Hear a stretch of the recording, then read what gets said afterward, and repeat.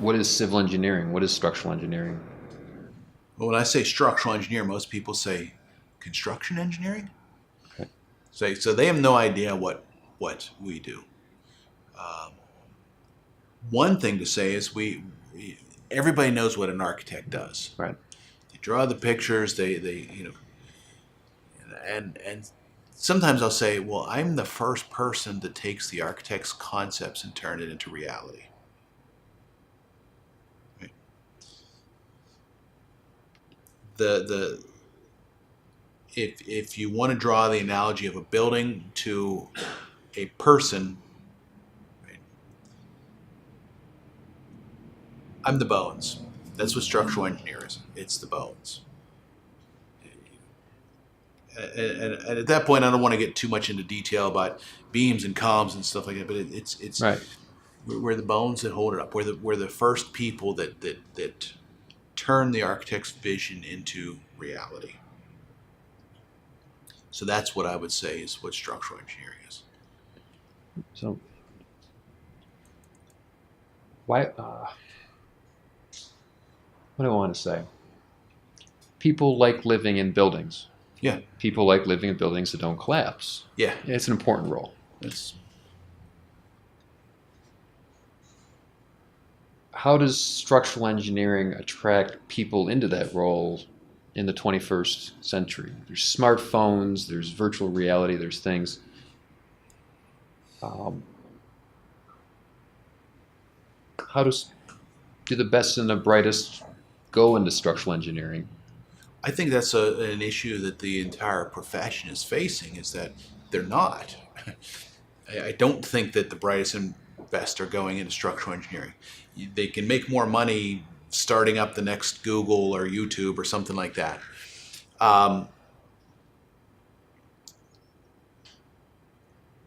For a lot of people, it is they drive by and watch a construction site. Uh,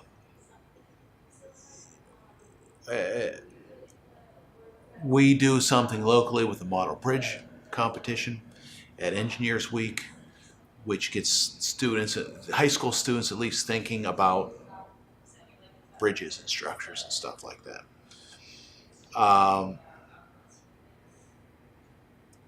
But I don't know. I really don't know, because they're not going into it, and they don't ever go outside. High school kids don't ever go outside to look at stuff being built anymore.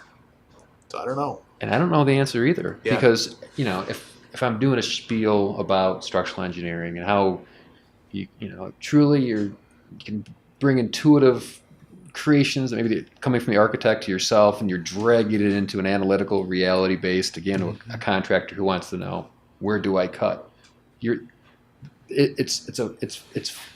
There's an element that's really fun, but at the same time you have to say, but look, in order to develop the expertise to really deploy it well, it's going to consume this percentage of your life measured in years.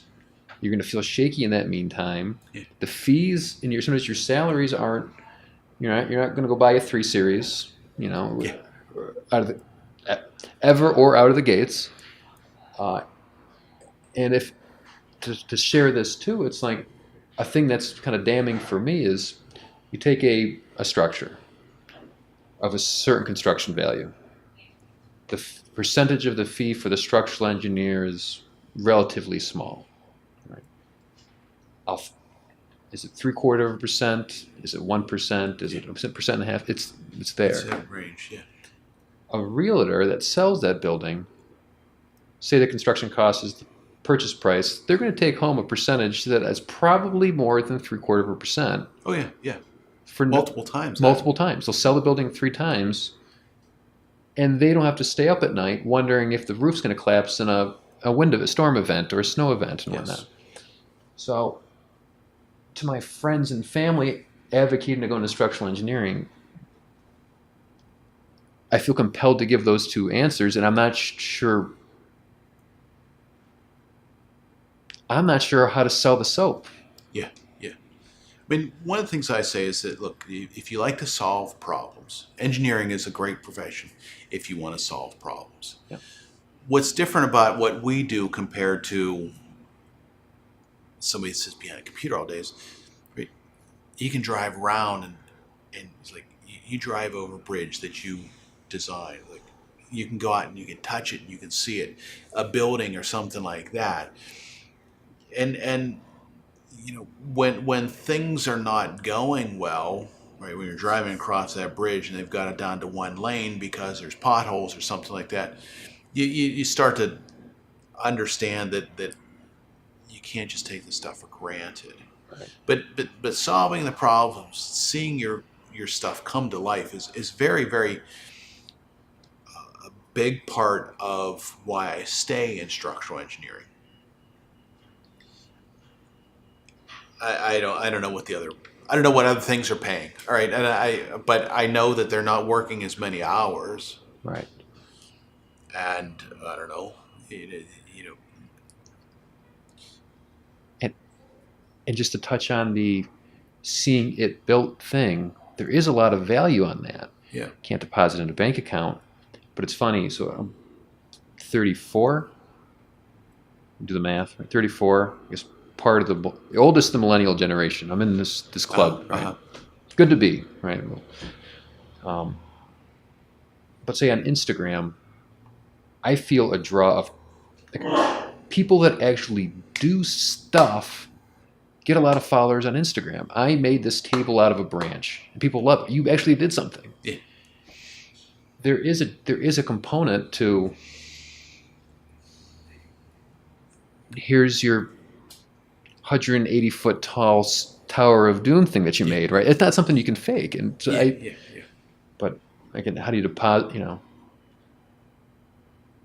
I've enjoyed the profession as I went in more and more, but it kind of lucked into it due to stubbornness, family history, Right. loans. Right, you get pot committed. Poker analogy. You want to stay into it.